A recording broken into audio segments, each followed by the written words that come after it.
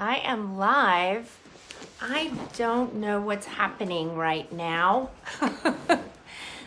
I have been trying to get on here to go live with you guys, and for some reason my screen is locked. Hey Josh, hey sweetheart. Hi. Okay, we've got Wrestling Power, we've got Josh. I was supposed to have my screen go the other way. I don't know why. My gosh, navigating all of this is just annoying. I'm just trying to get on with you guys. Hang on, let's see if we can't get a better frame. We were not supposed to be this orientation. We were supposed to be a different orientation, but guess what?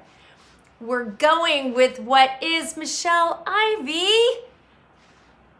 Hello, my dear. This is definitely an episode for my Ninja Turtle folks. Because, hello, hey, hi, everybody. I'm so excited that you're here.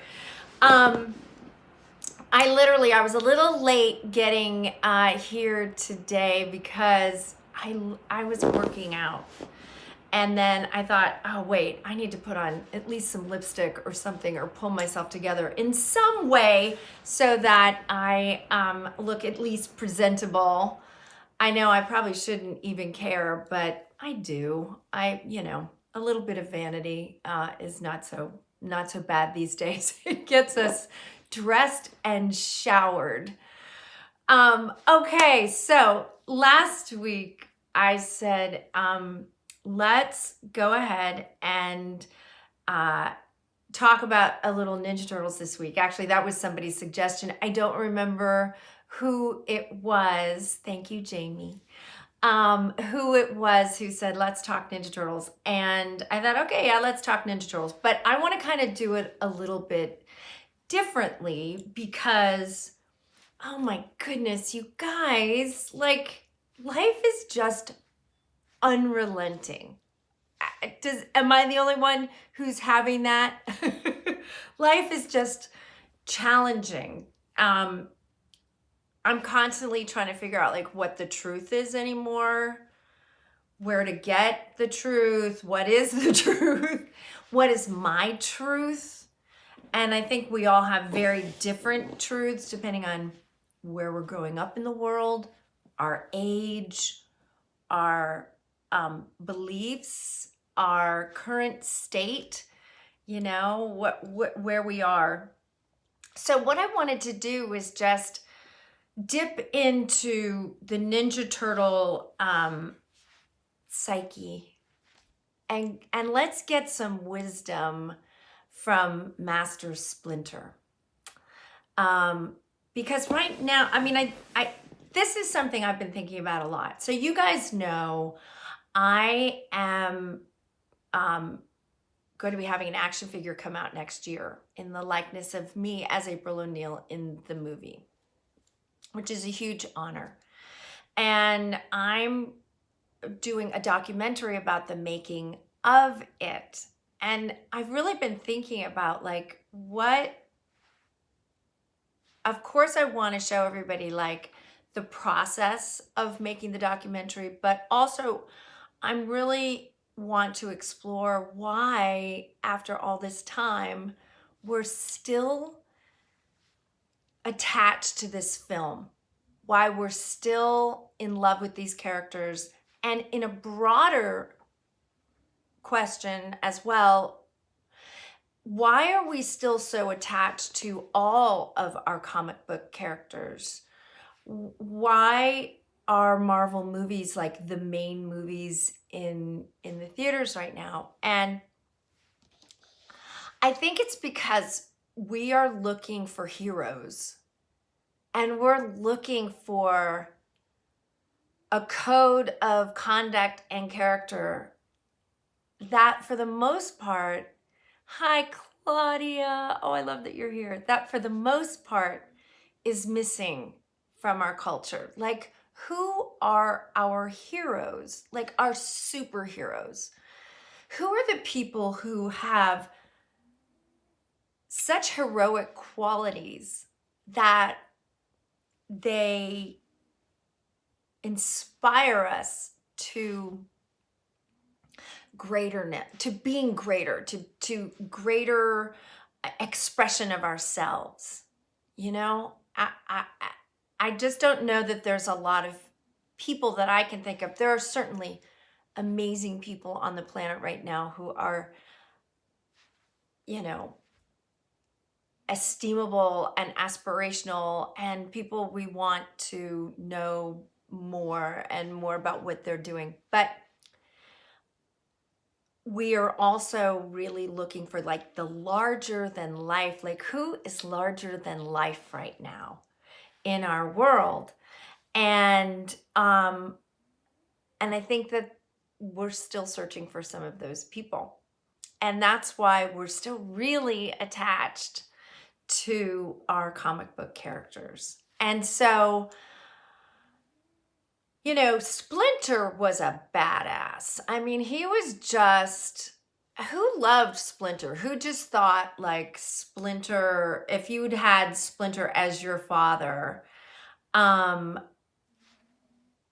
like you would have just been so nurtured and raised into this beautiful adulthood, whether you were a man or a woman or a girl or a boy, that kind of wisdom that he gave to the turtles was something estimable and something that you could follow. And I just pulled out a couple of things that he said, and I want you guys to also throw up any of your favorite Splinter quotes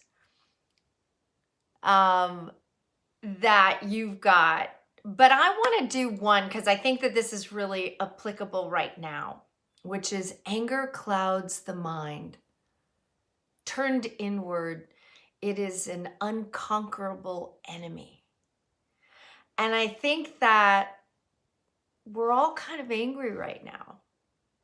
I am. I'm angry that I don't get to live my life the way that I'd like to. I don't enjoy having restrictions around my life. I don't love seeing people suffer. It's sad to me, the amount of strife and the inability of most people to be able to be kind right now. Now, there's a tremendous, you know what? I'm going to take that back. It's not most people. We're just seeing big examples of people being very brutal with each other out in the world. And it's not awesome. And it's because we're angry. It's our anger and our unresolved whatever. We've lost our jobs. We've lost loved ones. The things that we've lost, our dreams. And it feels like they're being taken away from us right now. And I think that it makes people very angry, or they believe that there's injustice in the world that must be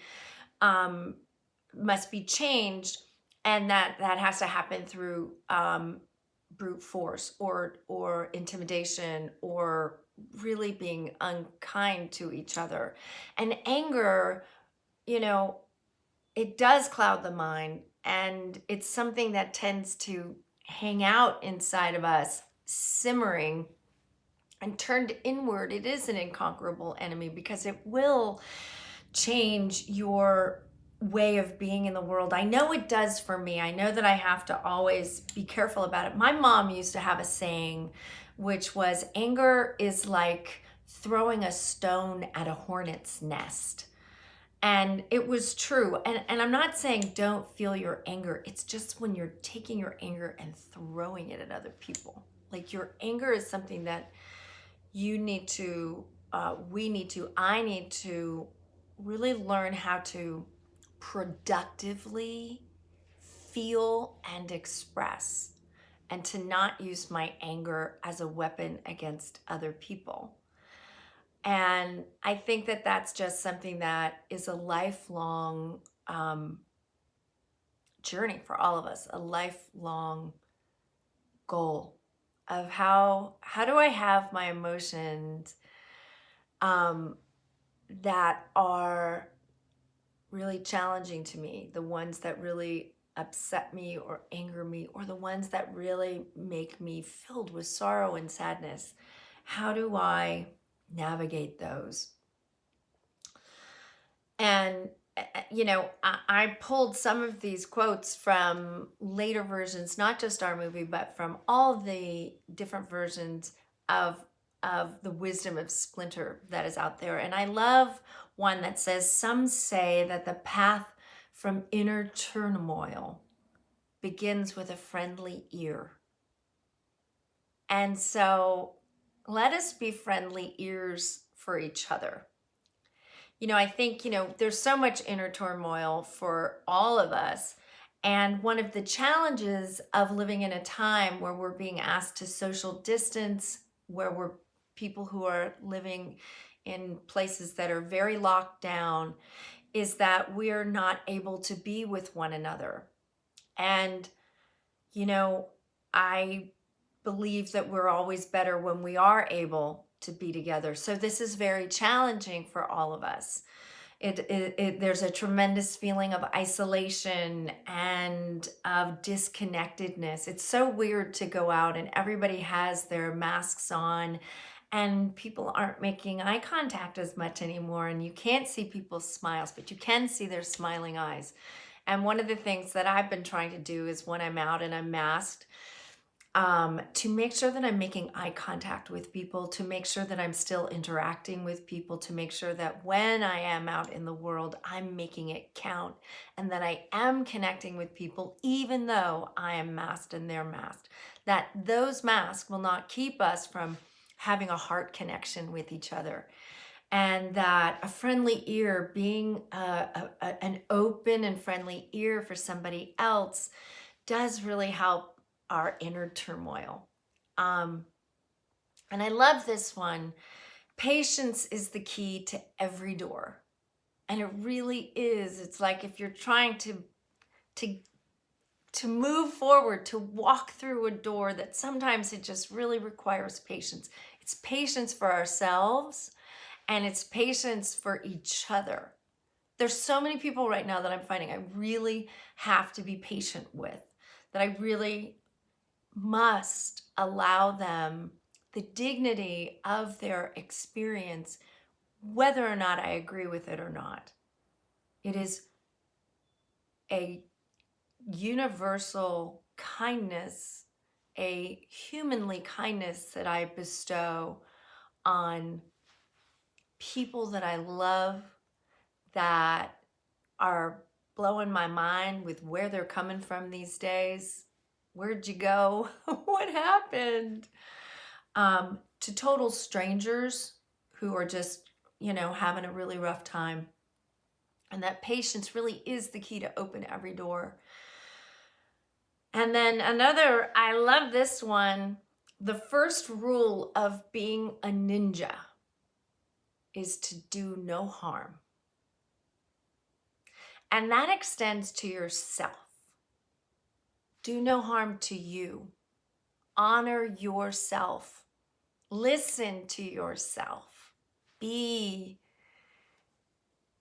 you with all your foibles and mistakes and pettiness and all the things that we all have, those moments when we are swept away by our own anger.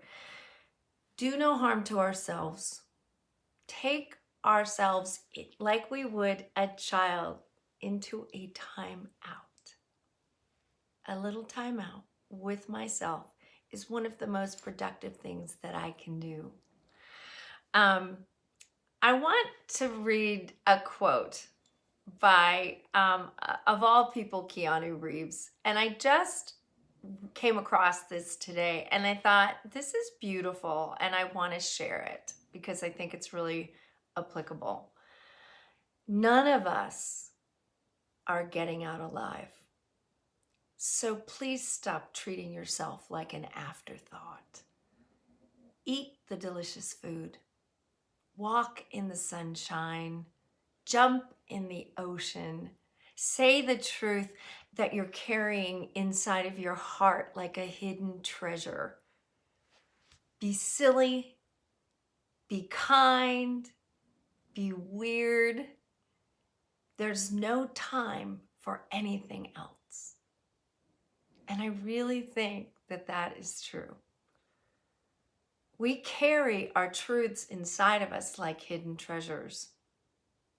If not now, when? When will you let that treasure out? Be it your weirdness, your silliness, your kindness, your beliefs, your thoughts. Let them out. And can you let them out, especially if they are challenging ones? Can you bring them forth to honor yourself in a way that does no harm? Much the way that Gandhi or Dr. King or some of the Mother Teresa, Jesus, Buddha, Winnie the Pooh, so many superheroes that everybody loves, Master Splinter. Bring it forth in a way that your wisdom comes and it is of service to everybody else. And you're not using it as a weapon to knock people down. Use it as something that helps lift people up. Batman, absolutely.